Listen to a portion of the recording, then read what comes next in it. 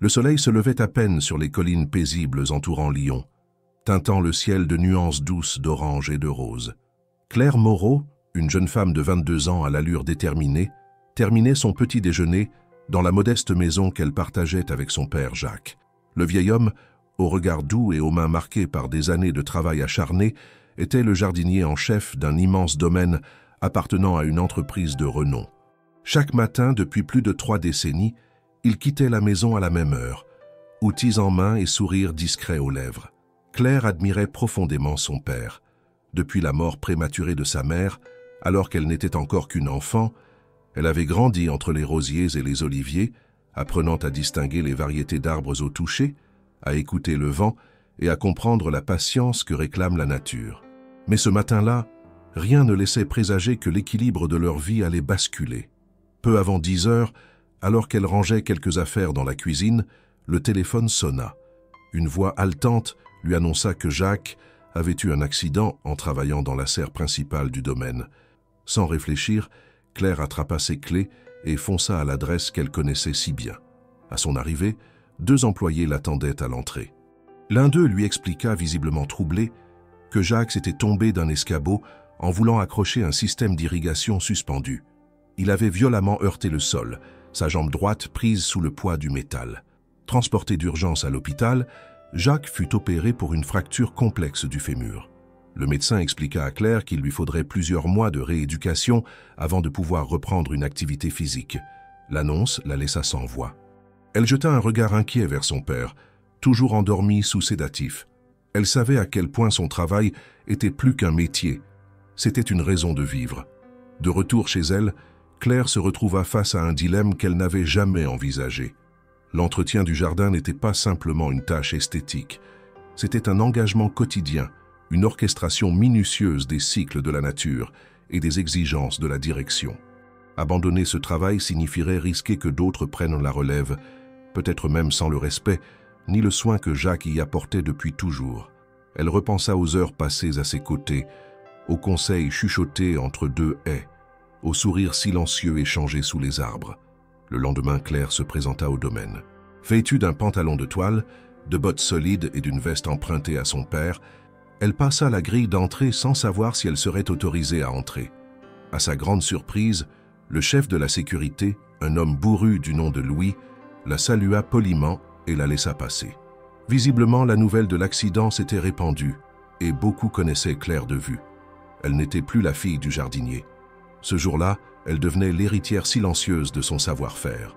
Les premières heures furent éreintantes. Le terrain semblait immense vu du sol, et chaque section du jardin réclamait une attention spécifique.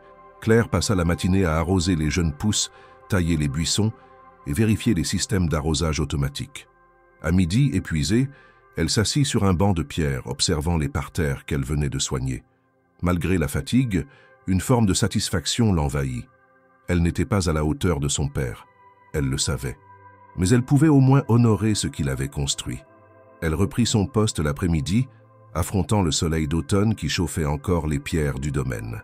Chaque tâche accomplie réveillait un souvenir d'enfance.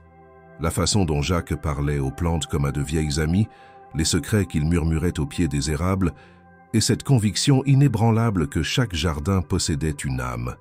Ce jour-là, Claire ne le remplaça pas vraiment. Elle prolongea du mieux qu'elle pouvait son geste. Le soir venu, elle rentra chez elle, les bras courbaturés, les mains pleines de terre.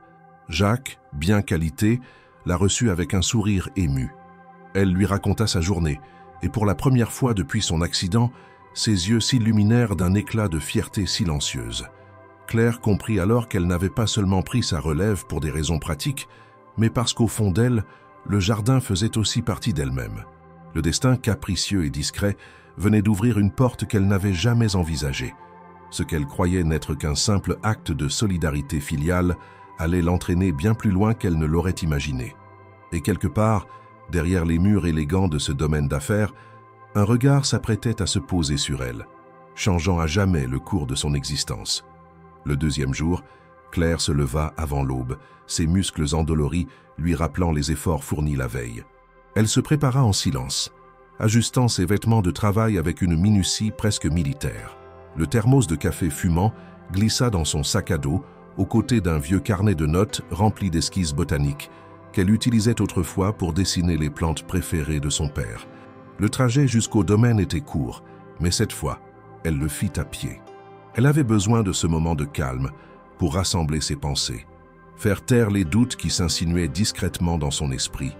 Était-elle vraiment capable de maintenir ce jardin en vie? Était-elle à la hauteur des attentes implicites laissées par l'absence soudaine de Jacques? À son arrivée, la brume matinale s'attardait encore entre les haies, enveloppant le domaine d'un voile léger. L'air portait une odeur d'humus humide, de rosée sur les feuilles et de terre fraîchement retournée. Claire se dirigea vers la remise, saluant Louis et quelques autres employés de loin, puis elle prit ses outils et se mit à l'ouvrage. Les allées centrales du jardin avaient besoin d'être désherbées, certaines plantes devaient être tournées vers la lumière et les bacs de compost semblaient négligés. Elle organisa mentalement ses tâches, enchaînant gestes précis et rapides, son corps s'habituant peu à peu à la cadence. Peu après 10 heures, alors qu'elle taillait un massif d'arbustes persistants le long de la façade principale du bâtiment, Claire sentit un léger frisson dans sa nuque. Ce n'était ni le vent ni un bruit inhabituel, mais plutôt une sensation étrange, comme si un regard la perçait à distance. Elle leva instinctivement la tête et vit, à l'un des étages supérieurs, une silhouette immobile derrière une grande baie vitrée. L'homme portait une chemise blanche impeccable, les manches retroussées jusqu'aux avant-bras. Il l'observait, sans tenter de dissimuler sa curiosité. Claire détourna vite les yeux, les joues rosies sans raison apparente, et reprit son travail comme si de rien n'était. Mais son esprit, lui, s'était échappé vers cette présence inattendue. Elle ignorait qui il était. Sans doute un cadre supérieur, pensa-t-elle. Peut-être un membre de la direction. Le domaine appartenait à une grande entreprise spécialisée dans les technologies environnementales et elle avait souvent entendu son père mentionner des noms lors de discussions informelles. Mais jamais elle n'avait vu ce visage auparavant. L'homme, grand au port altier, semblait appartenir à un monde très éloigné du sien. Pourtant, il avait pris le temps de l'observer, de la regarder réellement, sans filtre. 30 minutes plus tard, alors qu'elle se penchait pour attraper un sécateur tombé au sol, des pas se firent entendre derrière elle, des pas fermes, réguliers, sans hésitation. Claire se redressa doucement et se retourna. L'homme de la fenêtre était là, en chair et en os, vêtu avec une élégance discrète. Sa chemise blanche contrastait avec la verdure environnante et ses yeux d'un gris profond la fixaient avec une intensité qu'elle n'avait jamais rencontrée auparavant. « Bonjour, vous êtes nouvelle ici ?» demanda-t-il d'une voix posée, légèrement grave, mais sans arrogance. Claire, prise de court, essuya rapidement ses mains terreuses sur son pantalon avant de répondre. « Bonjour. Non, enfin, pas exactement. Je remplace mon père, Jacques Moreau. Il a eu un accident. » L'homme hocha lentement la tête, comme s'il remettait une pièce dans un puzzle. « Jacques? Oui, je vois. Il travaille ici depuis longtemps, n'est-ce pas? Il est très respecté. » « Depuis presque 30 ans, répondit Claire, un brin sur la défensive comme si elle devait défendre la légitimité de sa présence. Un silence s'installa brièvement. L'homme regarda les arbustes fraîchement taillés, puis à nouveau Claire. « Vous avez un geste sûr. Vous aimez le jardinage ?» Elle haussa légèrement les épaules. « J'ai grandi ici, parmi les plantes. Ce n'est pas mon métier, mais je fais de mon mieux. »« Ça se voit, dit-il en esquissant un mince sourire. Je m'appelle Émile Duret. » Le nom la frappa immédiatement. C'était celui du PDG, le dirigeant suprême de l'entreprise.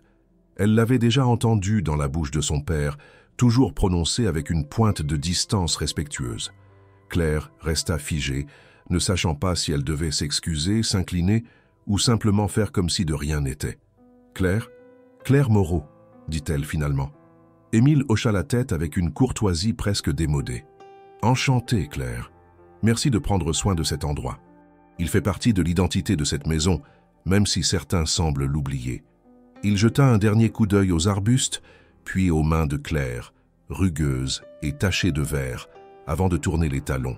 « Bon courage pour la suite, et si vous avez besoin de quoi que ce soit, n'hésitez pas. » Il s'éloigna d'un pas tranquille, laissant Claire immobile, une main encore posée sur le manche de sa cisaille.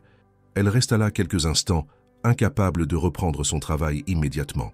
Elle sentait encore le poids de son regard sur elle, non pas oppressant, mais déstabilisant, comme si quelque chose venait de se déplacer légèrement dans l'air autour d'elle. Ce soir-là, en rentrant chez elle, Claire tenta de chasser cet échange de son esprit. Ce n'était qu'un salut de courtoisie, un geste poli d'un supérieur envers une employée temporaire. Et pourtant, elle revoyait chaque détail. Le ton de sa voix, la manière dont il avait observé son travail avant de lui adresser la parole, et surtout ce regard insistant qui semblait chercher à percer au-delà des apparences. Elle raconta la rencontre à Jacques, sans insister. Il fronça légèrement les sourcils en entendant le nom de Duret, mais ne dit rien de plus. Le sujet dériva rapidement vers les soins médicaux, les exercices de rééducation et les papiers administratifs à remplir. Pourtant, en se couchant ce soir-là, Claire se surprit à revoir le visage d'Émile Duret, ce visage qu'elle n'avait jamais vu auparavant, mais qui semblait désormais s'être imprimé dans sa mémoire. Le 3e matin, Claire arriva au domaine encore plus tôt que d'habitude. L'air était vif, presque piquant, annonçant l'approche discrète de l'hiver. Elle portait un foulard noué autour du cou, et ses mains, déjà craquelées par le travail, s'étaient couvertes de petites coupures invisibles. Elle n'avait presque pas dormi. L'image d'Émile Duret revenait sans cesse, entêtante, comme une mélodie qu'on ne parvient pas à chasser. Elle ne comprenait pas exactement pourquoi ce bref échange la troublait à ce point. Il ne s'était rien passé de vraiment marquant. Aucun mot déplacé, aucun geste ambigu. Et pourtant, il y avait eu ce regard, cette manière de s'adresser à elle, comme si elle était plus qu'une silhouette de passage. Claire se dit que ce n'était sûrement qu'une illusion, une projection due à la fatigue, au stress, à l'étrangeté de sa nouvelle routine. Elle tenta de se convaincre qu'elle devait se concentrer sur l'essentiel. Le jardin, le repos de son père, sa promesse silencieuse de maintenir tout en ordre jusqu'à son retour. Mais lorsqu'elle se mit au travail, elle ne put s'empêcher de jeter quelques coups d'œil furtifs vers les étages supérieurs. La grande baie vitrée semblait vide.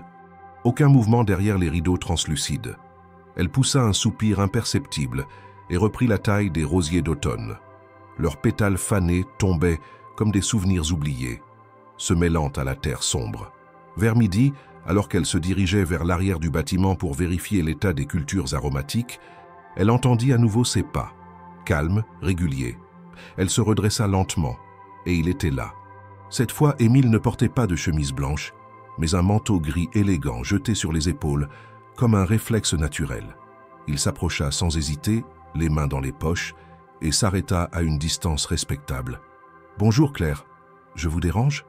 Elle secoua la tête, un peu surprise, mais moins déstabilisée que la veille. « Pas du tout. Je terminais juste une vérification des systèmes d'irrigation ici.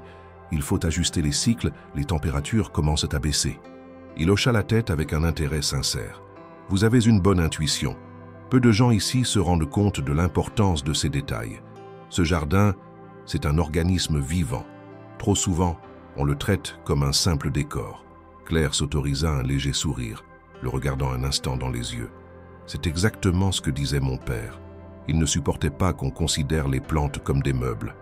Un silence confortable s'installa. Émile balaya l'espace du regard, les lignes des allées, les formes des haies, les jeux de lumière entre les arbres. Puis il se tourna à nouveau vers elle. « J'ai rarement vu quelqu'un travailler ici avec autant d'attention. C'est agréable à voir. Et curieuse aussi. Je me rends compte que je ne vous avais jamais vu avant l'accident de Jacques. Pourtant, je suis ici tous les jours, ou presque. » Claire baissa légèrement les yeux, gênée par ce constat. « J'étais juste la fille du jardinier. Avant, je venais aider de temps en temps, les week-ends ou pendant les vacances, mais jamais de façon aussi visible. Ce n'est pas une question de visibilité, répondit-il calmement. C'est une question de présence, et la vôtre est difficile à ignorer. » La phrase, simple dans sa forme, résonna avec une intensité inattendue. Claire sentit une chaleur étrange monter dans sa poitrine. Elle n'avait pas l'habitude qu'on la remarque de cette façon. Pas avec cette clarté, cette franchise. Elle tenta de détourner la conversation. « Vous vous intéressez au jardin, à l'aménagement paysager ?» Il haussa légèrement les épaules. « Un peu. Mon grand-père avait une passion pour les plantes médicinales. Il tenait un petit jardin derrière sa maison et il passait des heures à m'en expliquer les propriétés. J'aimais l'écouter, mais j'ai perdu cette habitude avec le temps. Le travail, les responsabilités, on oublie ce qui nous faisait du bien. » Elle hocha la tête compréhensive. Les plantes ont cette capacité à nous rappeler l'essentiel. Elles poussent, elles meurent, elles renaissent. Elles ne précipitent rien. Émile la fixa un instant, puis sourit légèrement. Voilà une philosophie que je n'entends pas souvent dans les couloirs de cette entreprise. Claire sentit que l'atmosphère avait changé. Ce n'était plus un supérieur s'adressant à une employée temporaire. C'était un homme qui, pour un court instant, avait mis de côté son armure. Elle ne savait pas quoi faire de cette vulnérabilité. Elle n'en avait pas l'habitude. Alors elle resta simplement là, droite, attentive, présente. Émile consulta sa montre. « Je dois rejoindre une réunion, mais j'espère que nous pourrons continuer cette conversation. Ce jardin, s'il mérite d'être redécouvert, et vous semblez être la personne idéale pour me le faire redécouvrir. » Elle ne répondit rien, incapable de formuler une phrase cohérente. Il la salua d'un signe de tête et s'éloigna d'un pas tranquille, la laissant seule, encore une fois. Mais cette solitude n'avait plus le même goût. Elle portait en elle les traces d'un dialogue inattendu, d'un moment suspendu dans le rythme effréné d'une journée ordinaire. Le soir venu, Claire relut dans son carnet de croquis une vieille note laissée par son père. Le jardin révèle toujours ce que les gens cachent. Il n'y a pas de masque face à une plante. Elle se demanda ce que le jardin avait vu ce jour-là, et surtout, ce qu'il avait commencé à réveiller, aussi bien en elle qu'en cet homme à la stature lointaine. Le lendemain matin, Claire retourna au travail avec une étrange sensation dans la poitrine. Ce n'était ni une inquiétude claire ni une joie manifeste, mais un état de suspension, comme si quelque chose d'invisible attendait de se produire.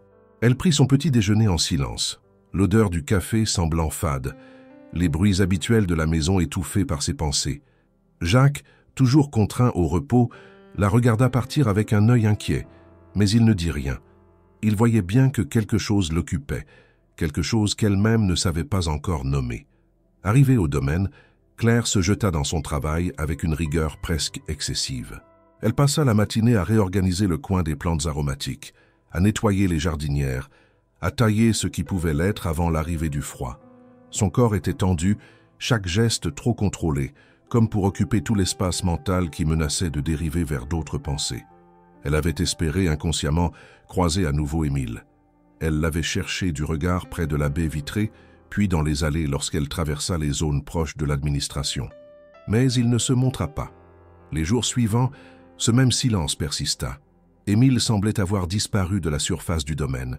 Aucun pas sur les graviers, aucun regard depuis les hauteurs. Il était redevenu l'homme inaccessible dont on parlait à demi-mot dans les couloirs. Les employés, plus détendus en sa supposée absence, évoquaient parfois son nom, rarement avec chaleur. Il était, selon leurs mots, un dirigeant distant, exigeant, presque mécanique. Un homme qui avait construit un empire sans jamais vraiment s'ouvrir à ceux qui y travaillaient. Claire écoutait sans intervenir. Elle se contentait d'enregistrer, sans pouvoir accorder pleinement foi à ses jugements. Celui qu'elle avait rencontré n'était ni froid, ni absent, ni mécanique. Il avait été curieux, attentif, presque fragile dans sa manière d'évoquer le passé. Et pourtant, le silence de ses jours faisait naître en elle un doute. Peut-être n'avait-elle imaginé qu'une ouverture momentanée, une distraction pour lui, un instant hors du temps qu'il avait aussitôt refermé. La distance n'était pas seulement physique, elle commençait à s'immiscer dans les pensées de Claire. Elle tentait de se convaincre que cela n'avait pas d'importance, qu'elle était là pour le jardin, pour honorer le travail de son père, pas pour se perdre dans des illusions. Mais à chaque fois qu'elle passait près de la façade principale, elle ralentissait inconsciemment le pas. À chaque fois qu'un homme en costume entrait dans le bâtiment, elle levait brièvement les yeux, espérant voir ce visage familier. En vain. Ce vendredi-là, alors qu'elle terminait une longue matinée dans les serres, elle s'arrêta quelques instants à l'ombre d'un platane. Le jardin silencieux semblait la regarder lui aussi. Elle pensa à sa mère, à ce qu'elle lui dirait dans un moment pareil. Peut-être lui aurait-elle rappelé que les choses profondes prennent du temps, que les silences ne sont pas toujours des absences, que les graines, une fois plantées, ne montrent pas tout de suite leur croissance. Mais Claire n'avait pas besoin de mystification. Elle voulait des gestes concrets, des réponses tangibles. Elle détestait cette attente floue, cette sensation d'être dans une zone grise, ni rejetée, ni accueillie, simplement suspendue. Et pourtant, elle ne pouvait ignorer que quelque chose en elle s'était ouvert, quelque chose qu'elle ne parvenait plus à refermer. Le week-end arriva, apportant un repos forcé. Claire en profita pour s'occuper de Jacques, lui lire des extraits du journal, l'aider à faire quelques exercices recommandés par le kinésithérapeute. Mais même dans ces moments de tendresse filiale, une partie d'elle restait ailleurs, tournée vers le jardin, vers ce coin du monde où elle avait vu son quotidien basculer. Le lundi suivant, en arrivant sur le domaine, elle apprit que le PDG était bien présent, mais enfermé dans une série de réunions. Son assistante, Mélanie Lefebvre, passait de pièce en pièce avec des dossiers pressés, des messages sur son téléphone, des consignes à transmettre. Claire croisa brièvement son regard en fin de journée. Mélanie la fixa sans sourire, avec une expression difficile à lire. Ce n'était pas de la colère, ni du mépris, plutôt une forme d'alerte, comme si elle prenait note de quelque chose qui lui échappait encore. Ce soir-là, Claire resta plus tard que d'habitude pour terminer une zone de replantation près de la fontaine centrale. La lumière déclinait lentement, les ombres s'étiraient sur les pavés, et un vent léger faisait frémir les feuillages. Elle était seule, agenouillée dans la terre, les mains couvertes de poussière et d'engrais naturels. Le monde semblait s'être rétréci à ce petit carré de plantes. Un monde simple, ordonné, où elle contrôlait chaque geste. Elle préférait ce silence au bruit confus de ses pensées. Mais en rentrant chez elle, le vide reprit sa place. Elle comprit, sans l'avouer à voix haute, qu'elle attendait quelque chose. Une parole, un geste, un signe. Pas un aveu romantique, ni une invitation explicite. Juste une reconnaissance, une confirmation que ce qu'ils avaient échangé n'avait pas été un mirage. Le lendemain, elle reprit sa routine. Elle se concentra, se força à penser uniquement aux plantes, au système de compostage, au rythme de la terre. Mais cette tension persistait. Elle devenait une attente muette, un écho d'un lien naissant que l'absence de l'autre rendait presque douloureux. Elle ne le disait à personne. Elle n'en parlait même pas à elle-même. Elle le vivait en silence, comme on vit certaines douleurs qu'on ne peut ni nommer ni fuir. Ce fut au détour d'un couloir étroit longeant l'aile ouest du bâtiment administratif que Claire entendit par hasard un nom qui allait changer sa perception des choses. Elle était venue chercher des documents que Louis lui avait demandés à l'accueil du personnel technique, et en passant près de la salle de repos, elle perçut deux voix, celle de deux anciens employés du domaine, en train de discuter autour d'un café. Le nom d'Émile Duret, prononcé avec une certaine retenue, l'obligea à ralentir instinctivement le pas. Ce n'était pas de la curiosité mal placée, mais une tension ancienne en elle, un besoin de comprendre ce qui, depuis plusieurs jours, la dérangeait sans qu'elle sache pourquoi. « Il était encore gamin quand c'est arrivé, tu te souviens ?» murmura l'un des deux, un homme aux cheveux gris qu'elle avait déjà vu entretenir les éclairages du jardin. « Oui, j'étais là, moi. 17 ou 18 ans, pas plus. Ses parents revenaient d'un gala à Genève, voiture contre un poids lourd, partant de pluie. Aucun des deux n'a survécu. C'est son oncle qui est venu le chercher ici, le lendemain matin. Il est devenu un autre après ça. Je ne savais pas que c'était aussi brutal, répondit l'autre, plus jeune. Ça explique bien des choses. Claire n'entendit pas la suite. Le bruit d'un chariot passa dans le couloir, les voix s'estompèrent. Elle resta là un instant, figée, un classeur dans les bras, le regard perdu dans le vide. C'était comme si une pièce manquante venait de s'insérer dans le puzzle. Le regard d'Émile, sa réserve, cette manière de rester à distance du monde autour de lui, prenait désormais une autre couleur. Il n'était pas simplement froid ou distant par nature. Il portait en lui une blessure ancienne, profonde, une faille qui ne se voyait pas à l'œil nu. Tout au long de la journée, cette révélation hanta ses gestes. Elle tenta de se concentrer, de penser aux tâches à accomplir, aux coupes à faire avant le changement de saison, à l'aménagement de l'espace autour de la fontaine centrale. Mais son esprit revenait inlassablement à l'image d'un adolescent orphelin, arraché brutalement à sa famille, confronté trop tôt à la brutalité du monde. Elle se demanda s'il en avait parlé à quelqu'un depuis, s'il avait pu transformer cette douleur en autre chose, ou si elle s'était enquistée en silence, devenant une muraille entre lui et le reste de l'humanité. Claire repensa à sa propre histoire. Elle avait à peine 8 ans quand sa mère était morte d'une maladie foudroyante. Elle se souvenait des semaines d'hôpital, des silences dans la maison, de l'odeur des draps qui ne partaient plus. Jacques avait tenu bon, mais elle avait vu son regard changer, devenir plus grave, plus prudent. Ils s'étaient reconstruits à deux dans ce vide, cherchant refuge dans la terre, les plantes, les rythmes de la nature qui ne mentent pas.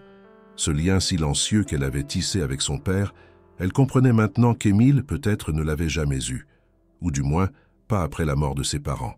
Cette pensée ne la rendit pas triste, mais lucide. Elle comprenait mieux à présent pourquoi leur échange avait été si intense malgré sa brièveté. Deux personnes marquées par l'absence qui s'étaient reconnues sans le dire.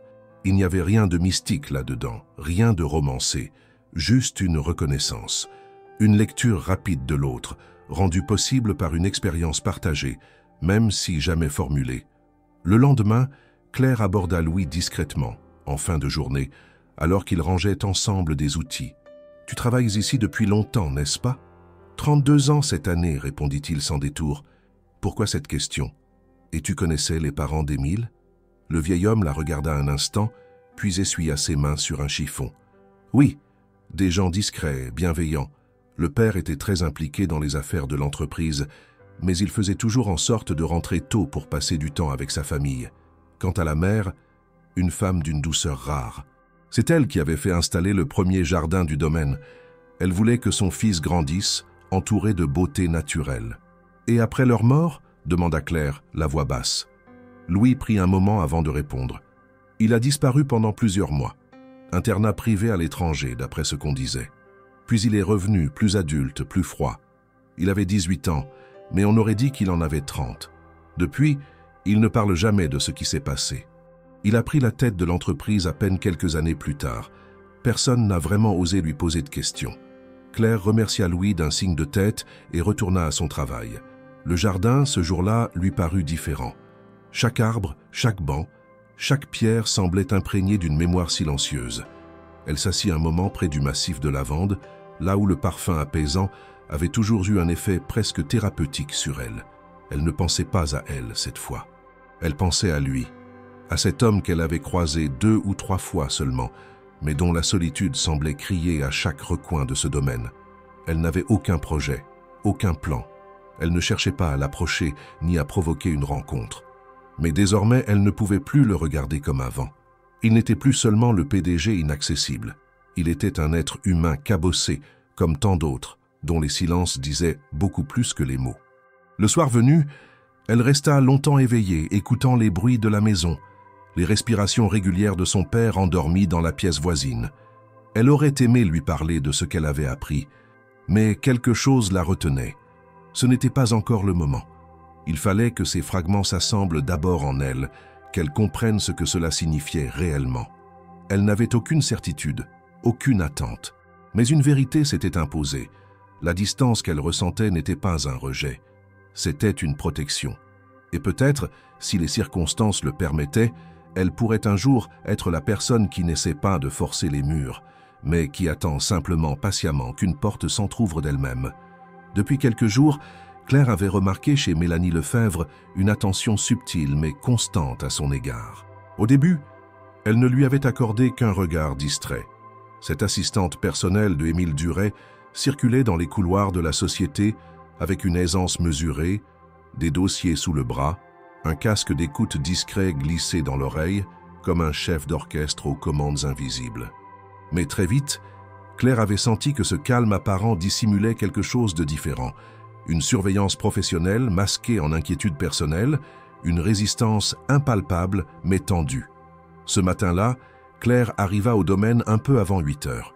L'aube déposait des ombres longues sur les allées pavées et l'air portait une fraîcheur que l'automne venait renforcer. Elle se dirigea vers la remise des outils comme à son habitude, saluant de loin Louis, déjà devant la porte. Elle enfila ses gants, attrapa un râteau et un spray à base de solutions naturelles pour traiter des parasites précoces sur des jeunes feuilles. Elle vérifia ensuite le calendrier d'entretien, notant la ligne que son père avait écrite en vert, « Tondre si la rosée sèche avant 11 heures ». Elle le suivit scrupuleusement, alors qu'elle s'agenouillait pour nettoyer l'arrière d'un massif de buis près de l'escalier d'accès au bâtiment principal. Elle sentit une présence et releva la tête. Mélanie se tenait là, à distance raisonnable, bras croisés, observant silencieusement, sans sourire. Elle restait immobile comme une statue contemporaine, le regard perçant, l'air attentif. Claire hésita un instant, puis retourna à sa tâche. Elle prit soin de ne rien laisser paraître de son malaise. Elle avait appris que, dans le monde où elle venait de pénétrer, ce qui se voyait rarement était souvent ce qui comptait le plus. Peu après, lors de la pause déjeuner prise dans la salle réservée au personnel technique, Claire entra et vit Mélanie déjà présente, assise à une table isolée. Elle releva la tête et dit « Claire, nous avons un problème. » La voix était calme, mais ferme. Claire lui rendit son bonjour, un peu surprise. « Quel genre de problème ?» demanda Claire, tentant de garder un ton neutre. « Vous devriez recevoir une formation officielle. On ne peut pas, vous savez, laisser un employé sans ce genre de protocole. »« Je comprends, » dit Claire. « Je fais de mon mieux jusqu'à présent. Je ne doute pas, mais vous devez comprendre que je suis ici pour protéger l'image de la société et aussi les intérêts du directeur. » Le calme de Mélanie lui glaça un peu le dos. Claire ne répondit rien. Elle retourna à son assiette, la mâchoire serrée. Elle imaginait son père qui, plus tard, lui avait toujours dit « La terre ne ment pas ». Les gens parfois oublient de dire ce qu'ils ressentent. Elle songea que, précisément, elle était en train de ressentir quelque chose qu'on omettait de lui dire. Dans l'après-midi, alors qu'elle travaillait à l'aménagement d'un nouvel espace de plantation le long du mur vitré du hall d'entrée, Mélanie revint vers elle avec un dossier. Elle se planta à côté des jardinières, le dossier en main, l'observant un moment. « Voici votre document d'accès. Formulaire de sécurité à remplir. Vous ne deviez pas entrer dans cette zone sans... » Elle désigna la baie vitrée. « Autorisation. »« Je fais simplement mon travail, » répondit Claire, l'air tranquille. « C'est bien, mais vous devez respecter les règles de l'entreprise. Je dois transmettre à l'équipe RH que vous êtes ici. » Claire la contempla un instant, ressentant une montée d'agacement et d'incompréhension. Elle avait accepté de remplacer son père. Elle avait accepté sans broncher de subir les regards, la fatigue, l'inconnu. Mais elle ne s'était pas engagée à porter sur elle le poids d'une vigilance préméditée. Pour la première fois depuis son arrivée, elle sut que ce n'était pas seulement elle qui observait, mais qu'on l'observait. Elle glissa les mains dans ses poches et releva doucement la tête. « Très bien, je remplirai ce formulaire. » Elle se détourna, laissant Mélanie là, dossier en main, bouche entr'ouverte, comme si elle avait voulu dire davantage, mais s'était retenue. Les jours suivants, les interventions de Mélanie devinrent plus fréquentes, plus ciblées. Elle lui donna des consignes supplémentaires, exigea des comptes rendus, la convoqua à des réunions informelles pour lui expliquer les normes. Elle surveillait ses déplacements, vérifiait ses accès, s'immisçait dans les plannings, toujours avec une attitude professionnelle, jamais agressive, mais incisive. Claire eut le sentiment d'être poussée et retenue en même temps. À midi, Mélanie l'appela dans le bureau de direction. Le parquet ancien grinçait sous les pas. Claire entra timidement. Elle s'assit dans une chaise au dossier haut, équipée de roulettes silencieuses. Sur la table, un ordinateur portable ouvert et un gobelet de café presque fini. Mélanie, debout, réfléchissait, le regard fixé sur un graphique de rendement de l'entreprise et sur la photographie d'un jardin qu'elle avait sur son mur. Le contraste était saisissant entre les accords de verdure et la rigueur froide du bureau. « Vous voyez ceci ?» dit-elle en posant un doigt sur l'écran. « Oui », répondit Claire. « Le rapport décrit le projet de développement des espaces verts pour le trimestre. »« Exactement. Ce domaine est une vitrine. Vous n'êtes pas que l'assistante du jardinier. Vous apparaissez désormais dans un lieu visible. Chaque chose que vous faites peut être commentée.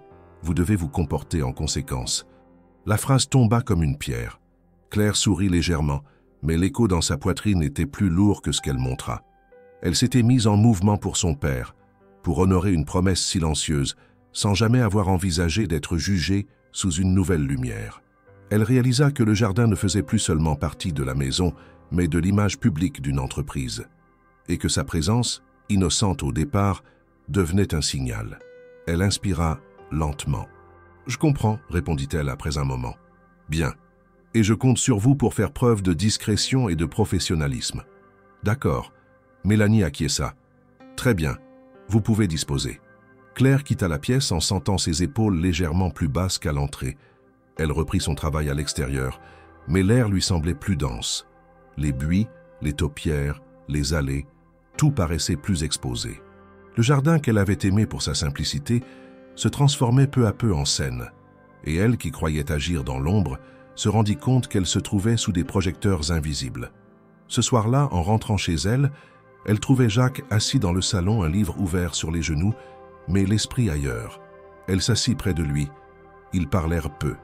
Le silence entre eux n'était plus confortable, Il fallait parfois nommer ce que l'on ressentait. « Le domaine change, dit-elle enfin. » Jacques leva la tête, la regarda avec douceur. « Oui, ma fille, et je n'ai pas l'impression de pouvoir simplement jardiner comme avant. » Jacques posa une main sur la sienne. « Ce que tu fais, c'est bien plus que jardiner. Mais tu dois décider ce que tu veux, pas ce que les autres attendent de toi. » Claire prit une longue inspiration. Elle avait entendu la leçon. Elle ne quitterait pas ce travail. Elle ne laisserait pas tomber. Mais elle comprit qu'elle devait poser ses propres limites et reconnaître que, dans ce nouveau décor, même l'amour du jardin pouvait devenir un outil de contrôle ou de projection. Elle se dit qu'elle devait choisir ce qu'elle cultivait, dans la terre comme dans sa vie. La nuit tomba sans que la maison ne lui offre de répit. Elle pensa à Mélanie, à Émile, à son père. Elle pensa à son rôle, à ses choix, à ce qu'il avait mené jusque-là. Et elle sut qu'un tournant était imminent. Elle n'en mesurait pas encore toutes les conséquences, mais elle sentait que tout commençait à se jouer.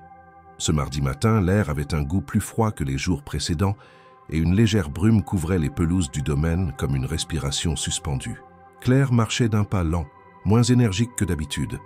Les événements des derniers jours avaient modifié sa manière d'aborder chaque coin du jardin. Là où elle trouvait auparavant refuge dans la terre et les feuillages, elle ressentait à présent le poids d'un regard qui n'était pas toujours bienveillant. Mélanie ne l'avait pas réprimandée une fois de plus, mais ses silences avaient pris une forme plus oppressante que ses paroles. Claire sentait que quelque chose se tramait, mais elle ignorait encore quoi exactement. Ce matin-là, pourtant, un événement imprévu vint détourner son esprit de ses pensées pesantes. Alors qu'elle s'apprêtait à travailler sur les massifs de bruyère à l'arrière de la propriété, Louis lui remit une enveloppe brune sans adresse précise, juste son prénom, écrit d'une main masculine et affirmé. À l'intérieur, une simple feuille pliée en deux. « Rejoignez-moi sur le toit du bâtiment principal à 14 h. Il y a un projet que j'aimerais partager avec vous. Émile. » Le message était court, direct, sans fioriture. Claire lut et relut la note. Elle resta figée un moment, le cœur pris dans un rythme différent, irrégulier. Elle n'avait pas entendu sa voix depuis plusieurs jours, n'avait pas croisé son regard, et voilà qu'il lui adressait une invitation aussi personnelle que déroutante. Elle passa la matinée à essayer de ne pas trop penser à ce rendez-vous, mais en vain.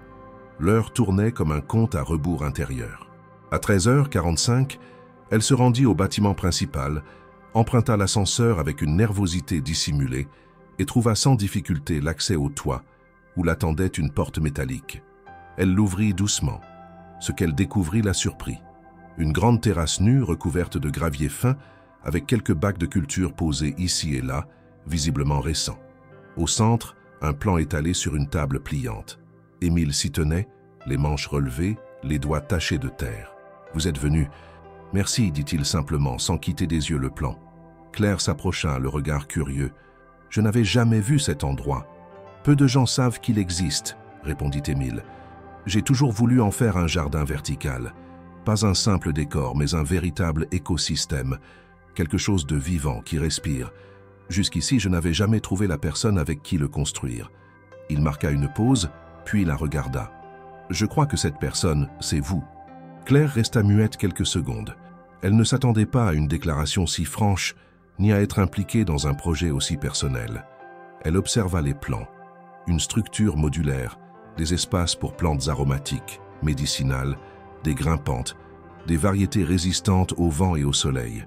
Ce n'était pas un projet de communication ou de marketing. C'était une vision, un lieu pensé pour durer, pour évoluer, pour s'intégrer au rythme naturel du vivant. « Pourquoi moi ?» demanda-t-elle enfin. « Parce que vous écoutez les plantes comme peu de gens savent le faire, et parce que vous voyez ce que les autres ne prennent même pas le temps d'observer. » Claire sentit un trouble monter en elle. Ce n'était pas seulement une proposition professionnelle. Il y avait, dans la manière dont Émile lui parlait, une forme de reconnaissance intime, rare. Elle s'approcha du plan, pointa du doigt une section trop exposée au vent. « Vous allez avoir des problèmes ici. Trop de courant d'air. Il faudra renforcer la structure ou choisir une espèce qui s'y adapte naturellement. C'est pour cela que j'ai besoin de vous. Pas pour exécuter, mais pour concevoir, avec moi. » Ils parlèrent pendant plus d'1 heure, de chaque détail, de chaque contrainte. Claire proposait, Émile écoutait, réagissait, ajustait. Leurs échanges étaient fluides, sans interruptions inutiles, sans égocentrisme. Elle découvrait un homme qui n'imposait pas mais construisait avec. Il n'y avait ni tension ni hiérarchie à cet instant, seulement deux personnes réunies par une idée commune.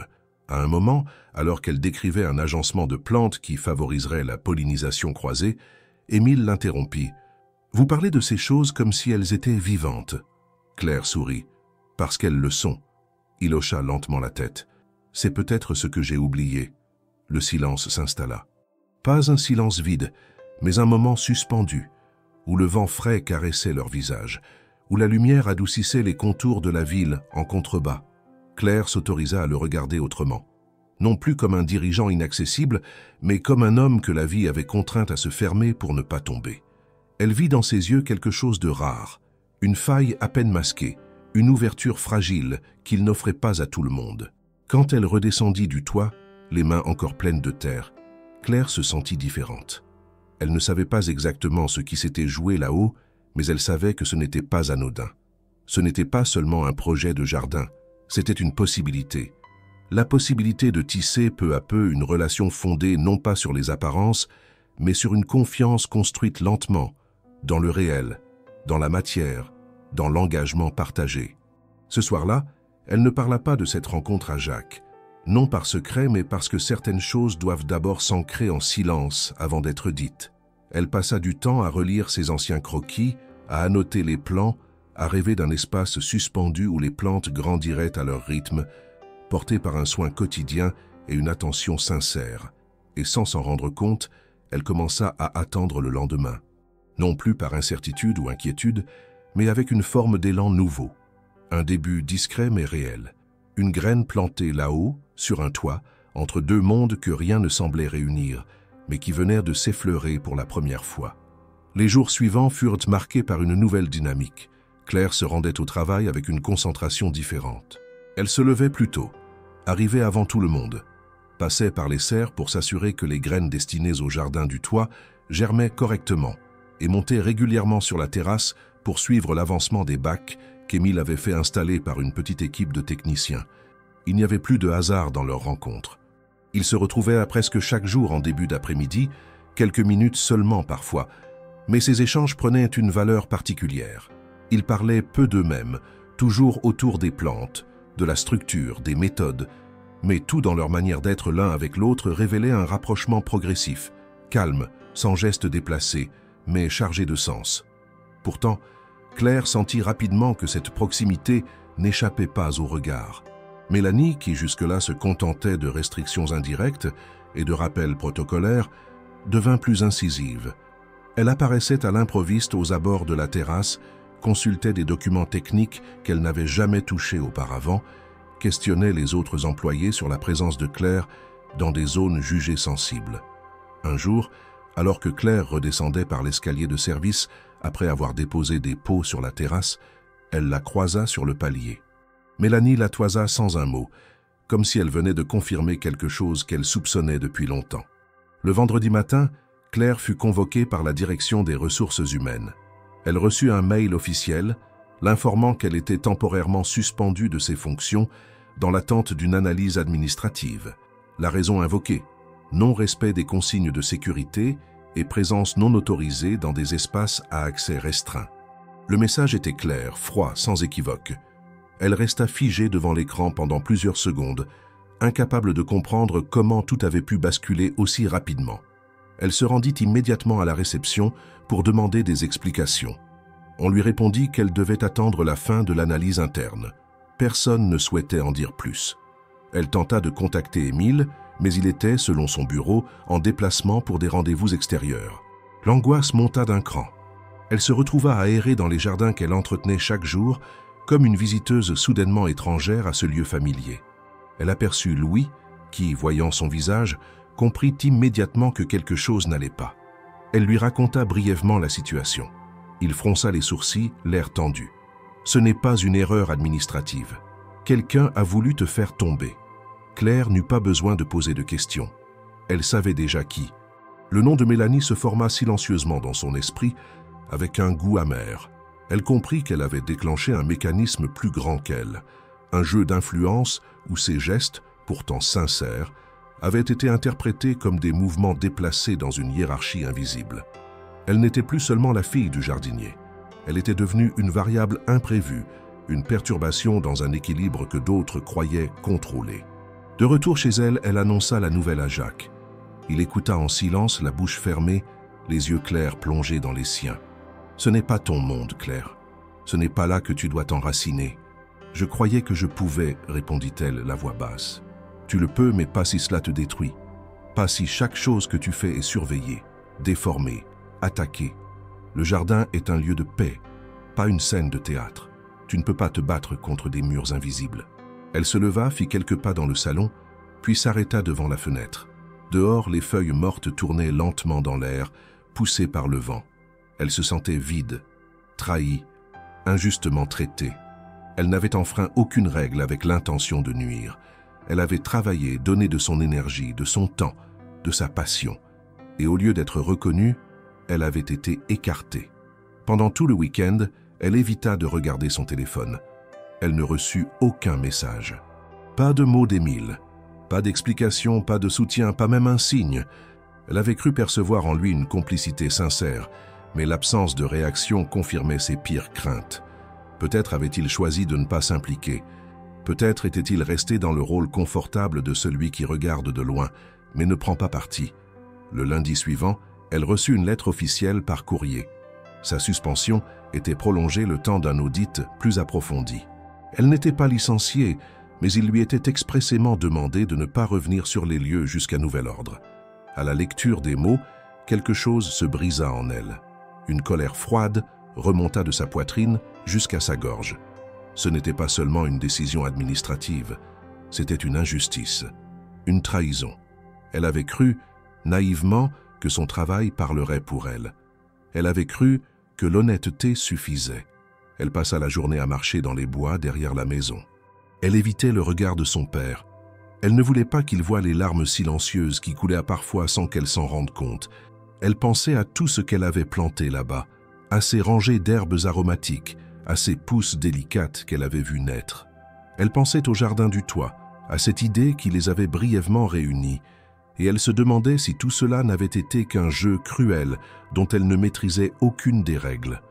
En fin d'après-midi, elle prit une décision. Elle ne retournerait pas supplier. Elle ne demanderait rien. Si quelqu'un voulait la revoir là-bas, il ou elle devrait le lui dire clairement, sans ambiguïté. Elle avait appris à respecter le silence des plantes, mais elle ne respecterait plus celui des hommes quand il servait à effacer les responsabilités. Elle rentra, se lava les mains longuement, comme pour se débarrasser de la poussière d'un monde qui ne voulait pas d'elle. Elle dîna sans appétit, mais sans se plaindre. Elle se coucha tôt sans ouvrir son téléphone, et dans l'obscurité de sa chambre, alors que la nuit s'épaississait autour d'elle, elle sentit que quelque chose, en elle, s'était transformé. Ce n'était pas la fin, mais c'était la fin de l'innocence. Le mercredi matin, alors que Claire s'habillait sans empressement, elle entendit un léger bruit près de la porte d'entrée. Elle s'imagina d'abord qu'il s'agissait du facteur, comme chaque jour à la même heure, mais quelque chose dans le son, une main plutôt qu'un objet, l'intrigua. Elle ouvrit la porte aussitôt, mais il n'y avait personne. Sur le sol, une enveloppe crème, épaisse, sans timbre ni adresse. Elle la ramassa et son cœur se serra en reconnaissant l'écriture. C'était celle d'Émile. Elle resta là, debout, un long moment, l'enveloppe dans les mains, comme si l'ouvrir risquait de confirmer ou d'annuler tout ce qu'elle avait ressenti. Elle rentra dans la maison, s'assit à la table de la cuisine, poussa machinalement sa tasse de café et déchira lentement le haut de l'enveloppe. À l'intérieur, une lettre rédigée à la main. Pas un mot imprimé, pas une simple note administrative. Une lettre personnelle, longue, écrite d'une écriture droite, rigoureuse mais non dépourvue de délicatesse. Claire, je ne sais pas exactement par où commencer. J'ai réécrit cette lettre plusieurs fois, et à chaque fois, les mots me semblaient à la fois insuffisants et trop exposés. Ce que je vais dire n'effacera rien. Je sais que ce qui s'est passé est injuste, brutal, et je n'ai pas eu le courage jusqu'à maintenant de l'affronter correctement. Lorsque j'ai appris que vous aviez été suspendu, j'étais à Genève pour une série de réunions. Je suis rentré immédiatement, mais les choses étaient déjà lancées. Mélanie avait convoqué la direction, utilisé les procédures internes pour déclencher une alerte disciplinaire. Et je n'ai pas réagi comme j'aurais dû. Je me suis tu.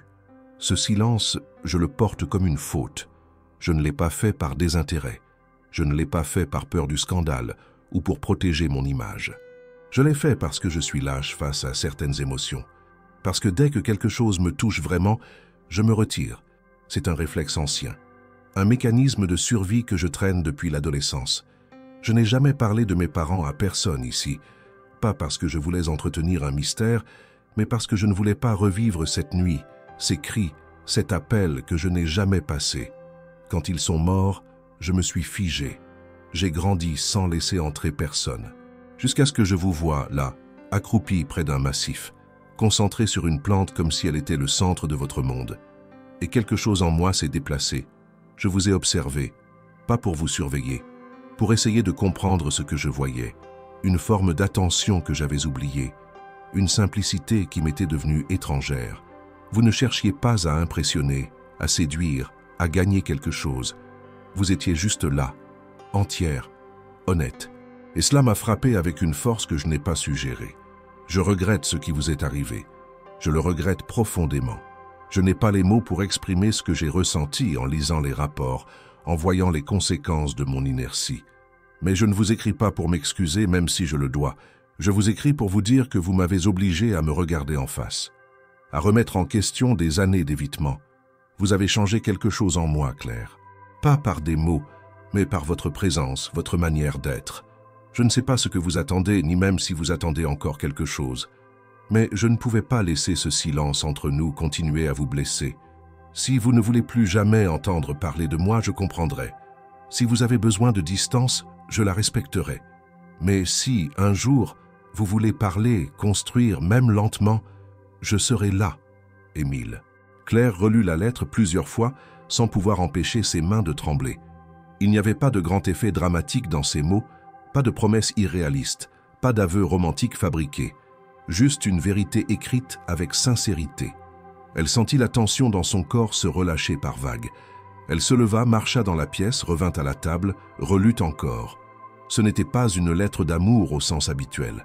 C'était une tentative de rétablir un lien, de réparer sans effacer. Elle savait reconnaître l'effort, et elle savait aussi que cela lui coûtait énormément. Elle passa l'après-midi à marcher dans les rues proches, la lettre pliée dans sa poche. Elle ne savait pas encore ce qu'elle allait faire. Elle ne voulait pas réagir à chaud, mais elle sentait une clarté nouvelle s'installer en elle. Ce n'était plus le chaos des jours précédents, la colère, la frustration. C'était autre chose, une lucidité tranquille. Émile ne lui demandait rien, il ne s'imposait pas. Il offrait une ouverture, et la décision lui appartenait. Le soir, elle montra la lettre à Jacques. Il la lut lentement, sans commenter tout de suite. Puis il la posa sur la table. « Ce n'est pas un homme qui fuit, dit-il enfin. C'est un homme qui revient de loin. » Claire ne répondit pas. Elle acquiesça en silence. Et ce silence, pour la première fois depuis des jours, n'était plus une charge, mais un espace ouvert où tout devenait à nouveau possible. Claire passa la nuit à ruminer la lettre d'Émile. Les phrases, claires mais chargées de silence, la suivaient partout dans ses pensées. Il n'y avait pas de séduction dans ses mots, aucune tentative de manipulation, seulement une volonté honnête de se montrer tel qu'il était. Mais l'impact de ses choix, de son silence au moment où elle avait été attaquée, ne pouvait pas être balayé par quelques lignes manuscrites, aussi sincères soient-elles. Elle comprenait la peur, le blocage, mais elle refusait de les accepter comme justification. Il avait été là, puis il avait disparu, au moment où elle avait eu besoin de lui. Et maintenant, il revenait, portant son histoire comme une armure fendue. Le matin suivant, elle se leva tôt mais sans hâte. Elle ne prit pas la peine de prévenir qui que ce soit. Elle enfila des vêtements simples, noua ses cheveux et glissa la lettre dans son sac. Le trajet jusqu'au domaine fut silencieux. Les rues encore vides donnaient à la ville un aspect suspendu, presque irréel. Lorsqu'elle atteignit les grilles, elle se contenta de les franchir avec une détermination calme. Personne ne tenta de l'arrêter. Peut-être parce que, malgré la suspension toujours en vigueur, sa présence ne ressemblait pas à celle d'une intruse. Elle marchait comme quelqu'un qui avait quelque chose à dire et qui n'avait pas l'intention de repartir sans l'avoir dit. Elle monta directement à l'étage de la direction. Là encore, personne ne s'opposa à elle. Elle croisa des employés qui la saluèrent brièvement, un peu surpris mais sans hostilité. Quand elle arriva devant le bureau d'Émile, elle trouva la porte entr'ouverte. Elle frappa 2 fois, puis entra. Il était là, debout près de la fenêtre, un dossier à la main. Lorsqu'il la vit, il se figea. Claire referma doucement la porte derrière elle. « J'ai lu ta lettre », dit-elle simplement. Il déposa le dossier sur le bureau, s'approcha sans un mot mais s'arrêta à quelques pas. « Je ne suis pas venu pour t'accuser ni pour régler des comptes. Je suis venu parce que je pense que les choses doivent être dites en face. Et aussi parce que je n'accepte plus que les décisions des autres déterminent ce que je ressens. » Émile ne répondit pas. Il attendait, attentif, les bras légèrement tendus, comme prêt à recevoir une claque ou une confession. « Tu m'as vu. Tu m'as vraiment vu. À un moment où je pensais que j'étais invisible. Et j'ai cru peut-être naïvement que ce regard allait durer. Mais au premier conflit, tu as disparu. Tu t'es laissé reculer dans ton silence. Et moi, je suis resté seul, face à une accusation que je n'avais pas méritée. » Il prit une inspiration puis parla enfin. « Je sais, et je ne me le pardonne pas. Je n'ai pas fui parce que je doutais de toi. J'ai fui parce que j'ai douté de moi. Parce que je n'ai jamais appris à protéger ce qui me touche. J'ai toujours cru que l'attachement rendait faible. » Claire secoua la tête. « Non, l'attachement rend humain. Ce qui rend faible, c'est la peur. Et je pense que tu vis dans cette peur depuis si longtemps que tu ne sais même plus la nommer. » Il baissa les yeux. Elle s'approcha mais garda une distance volontaire. « Tu veux construire un jardin sur un toit, un espace vivant et ouvert, mais tu refuses de faire la même chose avec les gens. Tu parles de respiration, d'équilibre, mais tu t'entoures de murs. Moi, je ne peux pas vivre dans un espace qui m'étouffe, pas même pour quelqu'un que j'admire, pas même pour quelqu'un qui me touche. » Il releva les yeux vers elle, et ce regard, cette fois, n'était plus fermé. Il était nu, vulnérable. « Tu as raison. J'ai vécu derrière des murs. Je les ai construits très tôt. Et maintenant que tu me le dis, je comprends que je n'ai pas envie de mourir entre eux. » Claire s'autorisa un soupir. Elle sortit la lettre de son sac et la posa sur le bureau. « Je ne suis pas ici pour relancer ce qu'on a commencé. Je suis ici pour le nommer, pour que, quoi qu'il arrive ensuite, il y ait eu un moment de vérité entre nous. Pas une lettre, pas un silence, mais un face-à-face. » Il hocha lentement la tête. « Et maintenant ?» demanda-t-il. « Maintenant, tu choisis. Pas pour moi, pour toi. Tu veux vivre comme tu l'as toujours fait. Alors je sortirai et je ne reviendrai pas. Mais si tu veux commencer à vivre autrement, même maladroitement, alors il faudra que tu le prouves, pas par des mots, par des actes. » Il s'approcha lentement, posa sa main sur le dossier qu'elle avait laissé. « Je veux essayer. Je ne sais pas comment. Mais je sais que je ne veux plus me cacher. » Claire le regarda quelques secondes, puis tourna les talons. « Je ne suis pas une échappatoire, Émile, ni une solution magique. Je suis quelqu'un qui veut être respecté. Si tu peux faire ça, alors peut-être on pourra construire quelque chose. » Elle ouvrit la porte, sortit et la referma doucement derrière elle. Dans le couloir, le bruit de ses pas résonna avec plus d'assurance qu'elle ne s'y attendait. Elle ne savait pas ce qu'il allait faire. Elle ne savait pas s'il allait tenir parole, ni même s'il était prêt à changer. Mais elle savait qu'elle avait dit ce qu'elle devait dire, sans peur, sans colère. Juste avec la force de quelqu'un qui ne veut plus vivre à moitié. Dès le lendemain matin, un changement subtil mais perceptible parcourut les couloirs du siège. Ce n'était pas un bouleversement visible à l'œil nu, mais une tension modifiée, comme si les lignes de force habituelles avaient été déplacées. Claire ne revint pas immédiatement sur le domaine, respectant sa décision de ne pas forcer sa place. Mais elle avait laissé une empreinte, et ce qu'elle avait exprimé lors de sa confrontation avec Émile avait commencé à produire des effets. L'un d'eux ne tarda pas à se matérialiser, la réaction de Mélanie Lefebvre. Ce fut Émile lui-même qui reçut la visite inattendue de son assistante ce jour-là, alors qu'il venait à peine de prendre place dans son bureau. Mélanie frappa à la porte sans attendre de réponse, entra avec assurance et déposa un dossier fermé devant lui. Il leva les yeux, surpris, remarquant immédiatement que quelque chose dans son attitude avait changé. Elle n'était ni tendue ni autoritaire. Elle était calme, droite, résolue. « Tu as un instant ?» demanda-t-elle. « Oui, bien sûr », répondit Émile, refermant le dossier qu'il consultait. Mélanie prit une grande inspiration. Elle resta debout, sans chercher à s'asseoir. « Je suis venue te parler de Claire, et aussi de ce que je représente ici depuis toutes ces années. » Émile fronça légèrement les sourcils, mais garda le silence. Il connaissait trop bien Mélanie pour interrompre une entrée en matière aussi directe. « Je ne vais pas tourner autour du pot, je l'ai fait écarter. Et je l'assume. Pas parce qu'elle était incompétente, pas parce qu'elle avait enfreint des règles, mais parce qu'elle te perturbait, parce qu'elle représentait quelque chose que tu ne m'as jamais accordé. Émile ne dit rien, mais son visage se referma légèrement. Je travaille avec toi depuis plus de 10 ans. J'ai tout donné pour ce poste. J'ai été loyal, efficace, disponible. J'ai organisé ta vie pour qu'elle fonctionne malgré ton chaos intérieur. Et je ne te demande pas de la gratitude. Ce que je te dis, c'est que pendant tout ce temps, j'ai espéré qu'un jour tu verrais en moi autre chose qu'un bras droit. Le silence dans la pièce s'épaissit. Mélanie baissa un instant les yeux, reprit sa respiration, puis poursuivit. Je n'ai jamais eu ce que Claire a eu de toi en quelques jours. Un regard, un véritable intérêt. Et j'ai eu honte de la jalousie que j'ai ressentie. Mais au lieu de l'affronter, je l'ai transformée en stratégie. J'ai utilisé les règles, les protocoles, les procédures, tout ce système que je maîtrise parfaitement, pour la faire partir, pour t'éloigner d'elle, parce que je ne supportais pas de voir quelqu'un occuper la place que j'avais attendue en vain. Émile la regardait maintenant sans défense, sans colère, mais avec une forme de lucidité douloureuse. « Mélanie, non, laisse-moi finir. Ce que j'ai fait est inexcusable, je le sais. Je l'ai fait par orgueil. Mais je ne peux plus continuer à travailler ici comme si de rien n'était. Alors voilà, je te rends mon poste. » Elle tendit un document formel, sa lettre de démission. Émile la prit entre ses mains, la lut rapidement. Elle était rédigée avec la même précision que tout ce qu'elle avait toujours fait. Claire, sans être nommée, y apparaissait entre les lignes, dans chaque phrase, dans chaque allusion. « Tu es sûr ?» demanda-t-il enfin. « Oui, parce que rester signifierait trahir une vérité que j'ai enfin acceptée. Tu ne m'aimeras jamais.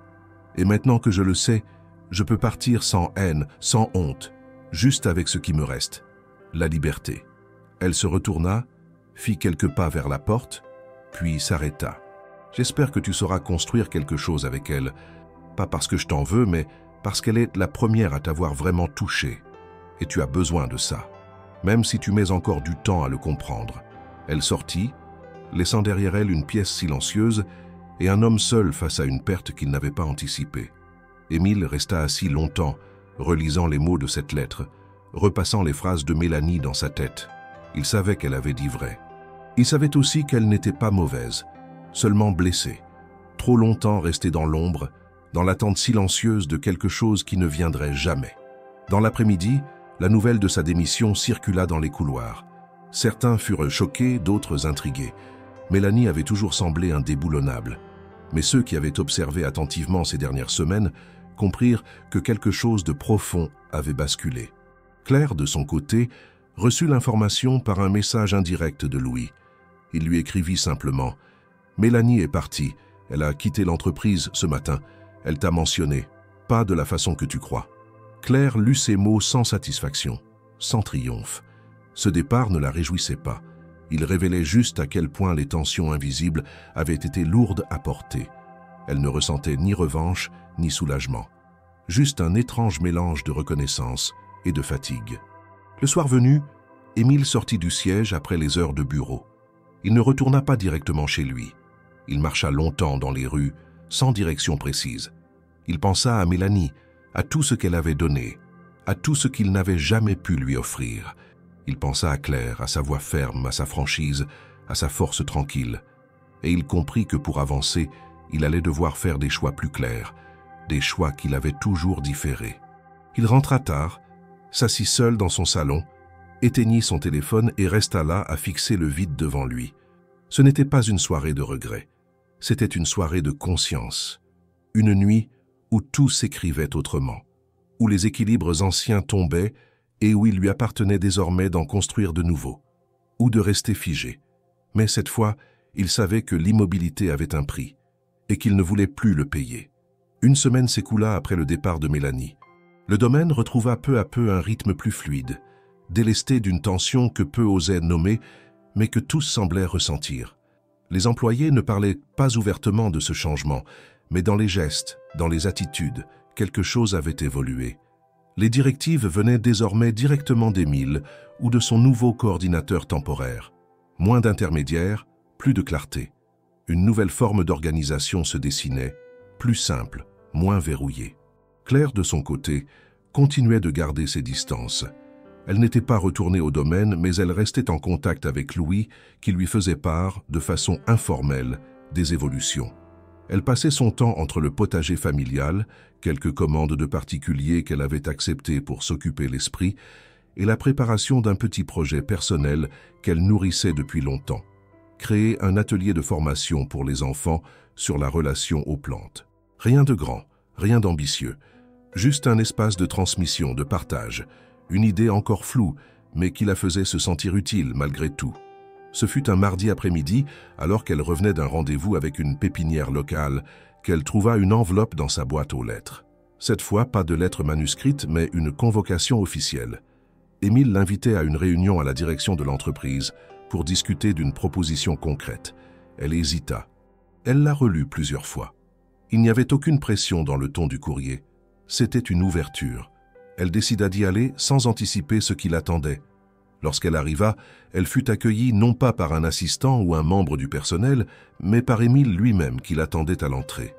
Il portait une chemise simple, sans cravate, et avait l'air plus détendu que jamais. Il la salua avec une sincérité qui ne cherchait pas à séduire, juste à reconnaître.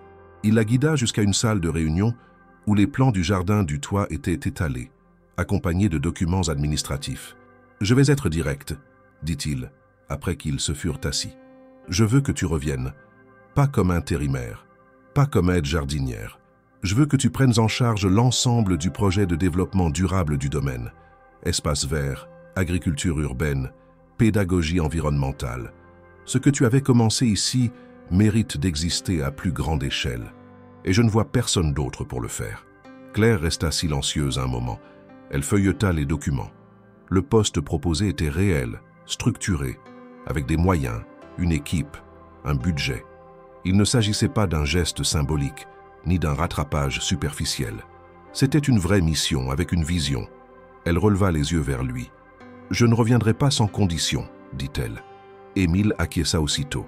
« Je t'écoute. Je veux une indépendance de gestion. Mon équipe, mes choix de fournisseurs, je ne veux pas dépendre des logiques internes de l'entreprise. Accordé. Je veux un cadre clair, pas de promesses personnelles qui viennent brouiller le professionnel. Si je reviens, c'est pour ce projet. Pas pour être utilisé comme un symbole de changement. C'est noté. » Elle le fixa un instant, puis posa le dossier. « Et je veux être libre de partir si, un jour, cela devient trop, sans justification. Tu seras toujours libre. Je ne retiens pas les gens, surtout pas ceux qui choisissent d'être là. » Elle prit une longue inspiration. Elle ressentait en lui une honnêteté nouvelle. Pas l'assurance d'un homme qui veut tout contrôler, mais la transparence de quelqu'un qui accepte enfin de ne pas tout maîtriser. Elle se leva, lui tendit la main. « Alors d'accord, je reviens. » Il la serra avec une fermeté calme. « Bienvenue. » Les jours suivants furent consacrés à la mise en place de la nouvelle cellule verte de l'entreprise. Claire recruta 2 anciens collègues de son père, quelques jeunes passionnés, et établit un premier plan d'action. Le jardin du toit devint le point central du projet, mais rapidement, d'autres zones du domaine furent intégrées. Les façades végétales, les cours intérieures, un petit potager expérimental sur la terrasse des cantines. L'équipe travaillait avec sérieux, mais aussi avec plaisir. Le retour de Claire apportait une énergie différente, moins bureaucratique, plus organique. Émile, fidèle à sa parole, n'intervint pas dans les décisions. Il se tenait informé, passait parfois pour observer, poser une question, proposer un contact. Mais il ne s'imposait jamais. Leur relation devint fluide, respectueuse, dépourvue de sous-entendus. Ils travaillaient ensemble sans devoir effacer ce qui s'était passé. Chaque geste professionnel portait la marque d'une maturité nouvelle, forgée dans les erreurs, les silences et les choix assumés. Un après-midi, alors qu'elle supervisait la plantation d'une série d'arbustes fruitiers dans une cour centrale, Émile vint s'asseoir à distance. Il la regarda coordonner les mouvements, échanger avec les membres de son équipe, faire une démonstration de taille. Puis, quand elle s'accorda une pause, il s'approcha. « Tu te sens à ta place ?» Elle le regarda, essuya ses mains terreuses sur son pantalon. Pour la première fois, oui. Il sourit. « Je suis content. » Elle le fixa un instant, puis reprit son travail sans rien ajouter. Il resta encore quelques minutes, puis repartit. Il n'y avait plus d'urgence, plus d'attente fébrile, seulement une réalité en train de s'installer. Un rythme naturel, fait d'actions concrètes, de respect mutuel, de projets communs. Ils n'étaient pas encore devenus autre chose que des collaborateurs, mais il y avait dans chacun de leurs échanges cette possibilité suspendue, celle d'un avenir partagé, non imposé, mais construit, pas à pas. Et pour l'instant, c'était suffisant. 3 mois s'étaient écoulés depuis le retour de Claire au sein de l'entreprise. L'hiver, plus doux que prévu cette année-là, n'avait pas freiné l'avancement du projet. Au contraire, il avait permis à l'équipe de finaliser les installations et de préparer avec soin la grande transition végétale prévue pour le printemps. Les murs, les sols et les toits, autrefois rigides, avaient commencé à changer d'allure. Des touches de verre apparaissaient ici et là, des jeunes pousses tentèrent leur percée entre les structures, et les couleurs se multipliaient lentement, sans précipitation. L'entreprise, longtemps réputée pour sa froide efficacité, respirait désormais différemment. Moins rigide, moins impersonnel. Comme si quelque chose d'essentiel, que personne ne savait nommer précisément, avait été réintroduit au cœur même de sa structure. Le jardin vertical du toit, point de départ de ce renouveau, avait atteint sa forme presque définitive. Les rangées de plantes grimpantes suivaient les supports en acier brossé. Les bacs suspendus accueillaient des variétés rustiques, choisies avec soin, et les coins de repos permettaient aux employés de s'y rendre pendant leur pause. Les insectes pollinisateurs, attirés par la diversité florale, avaient commencé à réapparaître, et quelques oiseaux venaient régulièrement s'y poser. Claire avait veillé à chaque détail, non pas pour la reconnaissance, mais parce que ce lieu portait en lui l'empreinte de ce qu'elle avait traversé. C'était un espace de travail, certes, mais aussi de réparation. Un vendredi de début avril, Jacques monta pour la première fois sur le toit depuis sa convalescence. Il marchait encore lentement, une canne à la main, mais son regard était vif. Claire l'avait invité à venir découvrir le résultat final, et il avait accepté avec une joie discrète. Quand il arriva, Émile l'attendait à l'entrée de la terrasse. Il le salua avec respect, sans cérémonie, et l'accompagna jusqu'au premier point de vue. « C'est ici que tout a commencé », dit Claire en désignant un massif de thym et de romarin qui avait pris une forme parfaite autour d'une structure de bois recyclé. Jacques observa longuement les lieux. Il s'avança jusqu'à une rangée de plantes grimpantes, en toucha une du bout des doigts, puis se tourna vers sa fille. « Tu as fait quelque chose de beau et de vrai. »« J'ai seulement continué ce que tu m'as appris, » répondit-elle. « Non, tu l'as transformé. Tu l'as porté plus loin. Moi, j'ai toujours travaillé la terre pour la maintenir en ordre. Toi, tu l'as utilisée pour construire des ponts. » Claire sentit sa gorge se nouer, mais elle resta droite. Elle savait ce que ces mots signifiaient, ce qu'ils validaient. Jacques continua à marcher doucement, et Émile resta en retrait, respectant cette intimité entre père et fille. Plus tard, alors que Jacques s'était assis à l'ombre d'un petit érable nain, Claire et Émile s'éloignèrent pour faire le tour des dernières installations. « Il est fier de toi, » dit Émile, « et moi de lui. » Ils marchèrent côte à côte. Il n'y avait plus de tension entre eux, plus de sous-entendus ni de peur mal dissimulée. Leurs gestes, leurs mots étaient simples. Et dans cette simplicité, il y avait une justesse que Claire n'avait jamais connue auparavant. « J'ai appris à déléguer, à écouter, à faire confiance, » ajouta Émile après un silence. « Et moi, j'ai appris à poser des limites, à ne pas me perdre dans ce que les autres attendent. » Il hocha la tête. « Je ne sais pas où tout cela nous mènera, mais je sais que je veux continuer à construire avec toi, sans t'imposer de rôle, juste marcher à tes côtés. » Claire le regarda un instant. Elle ne répondit pas tout de suite. Elle n'avait plus besoin de précipiter les choses, ni de les définir dans l'instant. Elle savait que ce qu'ils avaient vécu ensemble, malgré les erreurs, avait posé les fondations d'un lien solide, et que ce lien, s'il devait s'épanouir, le ferait à son propre rythme. « On verra », dit-elle enfin. Et ce « on verra » n'était pas une fuite. C'était une promesse libre, une porte ouverte. En fin de journée, alors que le soleil baissait doucement sur la ville, les employés commencèrent à monter sur le toit pour la petite cérémonie d'inauguration. Rien de grandiloquent, juste un moment partagé autour du jardin, avec quelques mots, des remerciements, un buffet léger. Claire resta discrète. Elle laissa les autres parler, observer, s'émerveiller. Elle savait que sa place n'était pas au centre, mais dans la continuité, dans l'entretien, dans la transmission, dans ce qui vient après le premier élan. Émile prit brièvement la parole. Il parla du projet, de l'équipe, de l'impact sur le bien-être et la vision de l'entreprise. Puis il conclut simplement « Ce jardin n'est pas là pour décorer.